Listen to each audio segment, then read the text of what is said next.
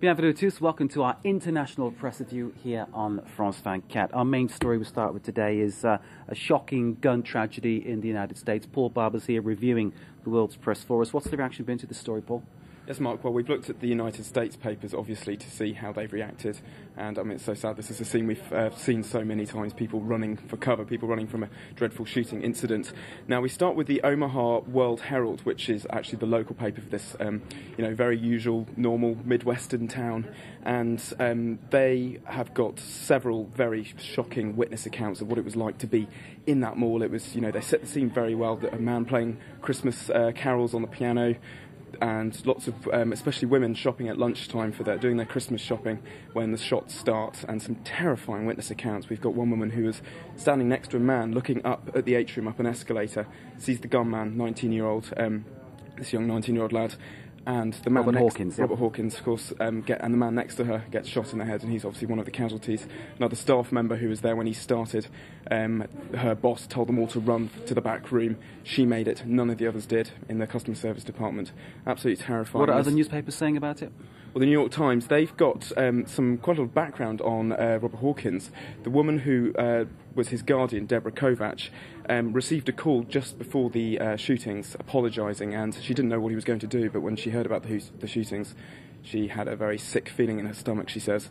And also she describes him as a poor lost puppy, and nobody wanted him. Obviously, America at the process, in the throes of considering what it does with the gun lobby, what it does with gun ownership as well, which is obviously another kind of subtext of this story completely, isn't it? It is. I'm sure we can expect to hear the usual arguments again in the coming days, but interestingly, I couldn't find much today in the press about it, and no mention from President Bush on that subject. Okay, we're going to go to South America next, where obviously Nicolas Sarkozy has been demanding the release of, he's demanded the release of the hostages, notably Ingrid Betancourt, the Franco-Colombian politician.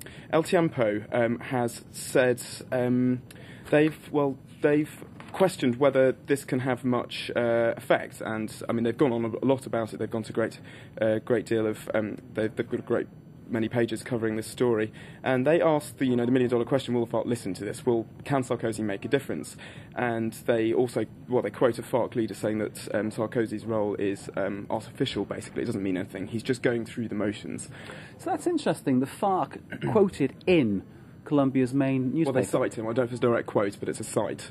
So obviously there's communication there going on. It would seem to be, yeah. Interesting. And there's another magazine, Voz, or The Voice, saying that FARC are unlikely to take very well to France bossing everyone around. Okay. So Uribe asking Sarkozy to intervene, but Sarkozy kind of doing it his own way, as you would expect of Sarkozy. There we go. There's just very quickly. There's just another point, an interesting point, that the Colombian government aren't being very clear about their roles in any of this. Of course, Chavez was dropped at the last minute from his negotiating role, and they're not being clear about whether France has got an official role or not. So we'll have to see whether it's going to have any effect. Okay, lightningly quickly, last story, please, Paul. Okay, well, we couldn't resist. It's the man back from dead, the canoeist, John Darwin. The Sun, the British paper, The Sun, the tabloid Sun, obviously is a fantastic story for them.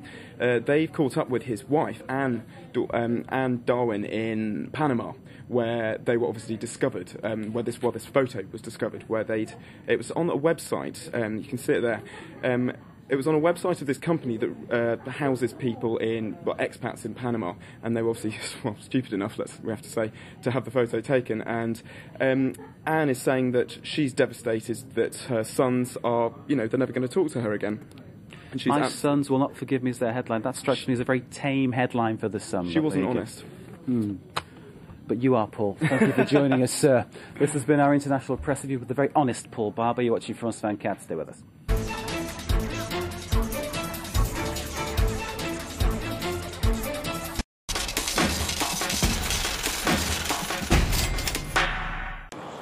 China hints at more action needed to cool its economy. Walmart raises the stakes for success in Japan, and why the world sees China as a threat. Those are this morning's headlines from the Asia Pacific. But first to the markets. And in New York yesterday, the Dow Jones rose 196 points to 13,444. The Nasdaq rose 46 points to 2,666. And here in Tokyo this morning, the Nikkei started with an early rise.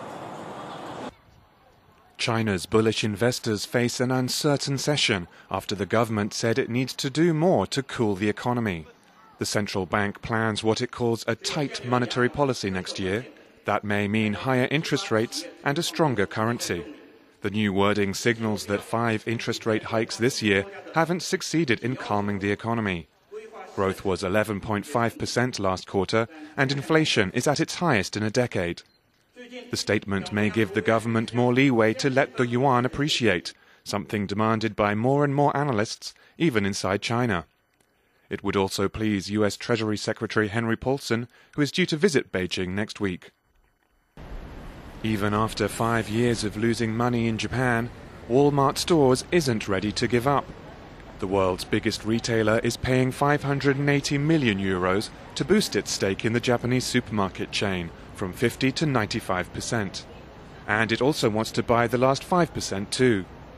Walmart has sent American managers to take charge of Seiyu, which it rescued from near bankruptcy in 2002. It has also cut costs by making Seiyu's operations more like its own. But that hasn't stopped shoppers from deserting Seiyu for rivals like Aeon. Analysts say they're put off by Walmart's image of price over quality. Last year, Walmart quit South Korea and Germany to focus on China, but it seems determined not to face similar embarrassment in Japan. The rise of China is a threat to the global economy. That's the conclusion of a new survey of global sentiment on the world's most populous country. 55% of Europeans and more than half of Americans are concerned about China's growing clout, according to the Washington-based German Marshall Fund.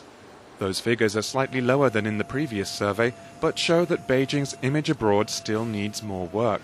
The French are the most anxious about Chinese power, followed by the Italians. The most optimistic are the British, 60% of who see China as an opportunity. But for the French and Americans, the primary concern is jobs. Some 60% blame China for rising unemployment in their own countries. But with China's economy outshining them all, the situation will not be easy to resolve.